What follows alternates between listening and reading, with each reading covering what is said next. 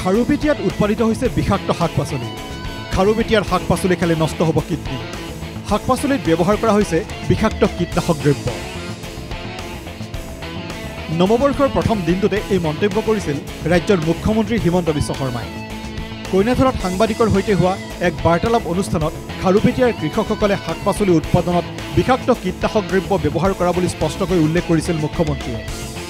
আনকি খাৰুপেটিয়াৰ শাক-পাচলি খোৱাৰ বাবেই বহু লোকৰ কিডনি নষ্ট হোৱাৰ উপৰি অন্যান্য ৰোগত আক্ৰান্ত হোৱা বুলিও মন্তব্য কৰিছিল মুখ্যমন্ত্ৰী হিমন্ত বিশ্ব শৰ্মাই। খাৰুপেটিয়াৰ তৰকাৰী যদি অসম গভৰ্ণমেণ্টে অফিচিয়েলি কিনি গুৱাহাটীত বিক্ৰী কৰে, কালি পৰহি মই এইটো উত্তৰ দিব লাগিব যে ইনজেকশ্যন মাৰি বনোৱা বেঙেনাটো আপুনি কিয় ইয়াত বিক্ৰী কৰিলে? তাৰ শাক পাচলি চৰকাৰে ইয়াত আনিব লাগিলে আমি বহুত ডাঙৰ সমস্যাত পৰিব লাগিব, কাৰণ তাত বহুত বেছি সাৰ দিয়ে, বহুত বেছি ফাৰ্টিলাইজাৰ দিয়ে, যাৰ কাৰণে নেকি কিডনিৰ বেমাৰ আজিকালি মানুহৰ বহুত ব্যাপক গতিত বাঢ়িছে। বিষাক্ত শাক-পাচলিৰ পৰা পৰিত্ৰাণ বিচাৰি অসমৰ যুৱকসকলক মুখ্যমন্ত্ৰী হিমন্ত বিশ্ব শৰ্মাৰ আহ্বান। অসমীয়া যুৱকে সমূহীয়া ভিত্তিত কৰিব লাগে শাক-পাচলিৰ খেতি। অসমীয়া যুৱকৰ উৎপাদিত শাক-পাচলি ক্ৰয় কৰি চৰকাৰে যোগান ধৰিব বজাৰত। এতিয়া আমি অসমত অসমীয়া ল'ৰাবিলাকক এই ধৰণৰ খেতিৰ কাৰণে অনুপ্ৰাণিত কৰি আছো। চব্জিও আমি কিনিব পাৰো। যদি এনেকুৱা অসমীয়া যুৱকে ক্লাষ্টাৰ খেতি কৰি আমাক অনুৰোধ কৰে, আমি ডাইৰেক্টলি তাৰ পৰা কিনি লৈ আহিব পাৰো। আমাৰ গৰু খুটিৰ বস্তুটো আমি ডাইৰেক্ট গুৱাহাটীত লৈ আহোঁ, মধ্যভোগীক সোমাব নিদিওঁ। লক্ষণীয়ভাৱে গুৱাহাটী মহানগৰীকে ধৰি উজনি অসমৰ বিভিন্ন জিলাৰ বজাৰসমূহ বৰ্তমান দখল কৰি আছে খাৰুপেটিয়াৰ শাক-পাচলিয়ে। ফলত খাৰুপেটিয়াৰ শাক-পাচলিক লৈ মুখ্যমন্ত্ৰীয়ে কৰা এনে মন্তব্যই স্বাভাৱিকতে তীব্ৰ প্ৰতিক্ৰিয়াৰ সৃষ্টি হৈছে বৃহত্তৰ অঞ্চলটোৰ কৃষকসকলৰ মাজত। খাৰুপেটিয়াৰ একাংশ কৃষকৰ অভিযোগ, এটা সম্প্ৰদায়ক টাৰ্গেট কৰি এনে মন্তব্য কৰিছে মুখ্যমন্ত্ৰীয়ে।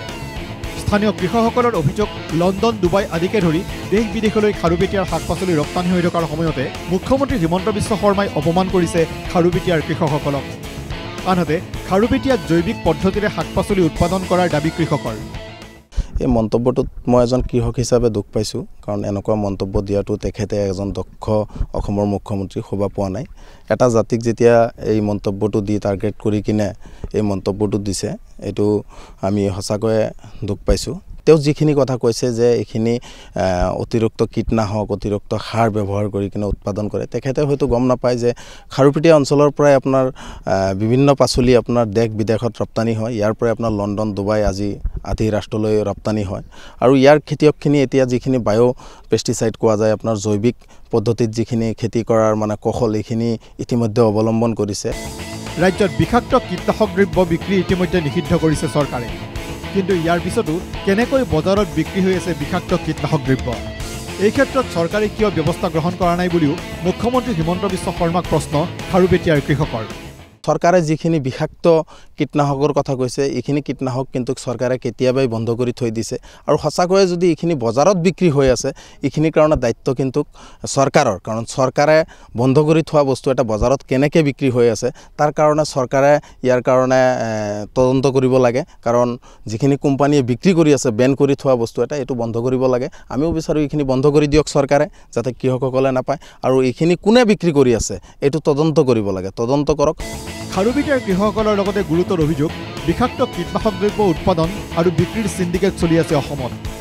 এনে সিন্ডিকেট বন্ধ কৰাৰ বাবে চৰকাৰে গ্ৰহণ কৰা নাই কোনো ব্যৱস্থা। যিসকল বায়'কেমিকেল ব্যৱহাৰ কৰিছে, যিসকলৰ প্ৰিন্সিপাল চাৰ্টিফিকেট নাই, সেইসমূহ ইণ্ডাষ্ট্ৰী অসমত বহুত আছে। আজি মুখ্যমন্ত্ৰী ডাঙৰ এইখিনিও জানে কোনে কোনে এই ইণ্ডাষ্ট্ৰীবিলাক চলাই আছে, আৰু মুখ্যমন্ত্ৰী জানে এইখিনিও জানে সেই তাতে যিটো সিন্ডিকেট চলি আছে, সিন্ডিকেটটো কেনেকৈ চলি আছে। এই অসাধু যিটো ব্যৱসায়, সেই ব্যৱসায়ীসকলৰ বিৰুদ্ধে ব্যৱস্থা গ্ৰহণ নকৰি আজি আমাৰ কৃষক ভাইসকলৰ আত্মসন্মানত আঘাত আনিছে। এই অঞ্চলৰ কৃষকসকলে সম্পূৰ্ণ জৈৱিক পদ্ধতিত ব্যৱহাৰ কৰা আৰম্ভ কৰিছে। তেওঁলোকে গোবৰ সাৰ ব্যৱহাৰ কৰা আৰম্ভ কৰে, কেঁচু সাৰ ব্যৱহাৰ কৰা আৰম্ভ কৰিছে। খাৰুপেটিয়াৰ বজাৰত সামান্য মূল্যত বিক্ৰী হোৱা শাক-পাচলি গুৱাহাটীৰ বজাৰত অত্যধিক মূল্যত বিক্ৰী হৈ থকা বুলি অভিযোগ কৰি কৃষকসকলৰ মন্তব্য, মধ্যভোগীক নিয়ন্ত্ৰণৰ ক্ষেত্ৰত ৰহস্যজনকভাৱে মৌনতা চৰকাৰৰ। বিভিন্ন সময়ত অভিযোগ আছে যে ইয়াতে 10 টকাৰ ফুলকবি গুৱাহাটীৰ যায় কিমান 50 টকা হয়। এই যে দালাল সিন্ডিকেটটো, এই সিন্ডিকেটটোৰ বিৰুদ্ধে মুখ্যমন্ত্ৰী ডাঙৰ কিয় ব্যৱস্থা গ্ৰহণ কৰে? নে মুখ্যমন্ত্ৰী ডাঙৰীয়াৰ সেইবিলাক পালিত ব্যক্তি? দলগড়ৰ পৰা জসমত আলীৰ সহযোগত নিউজ ডেস্ক ৰিপৰ্ট NKTV।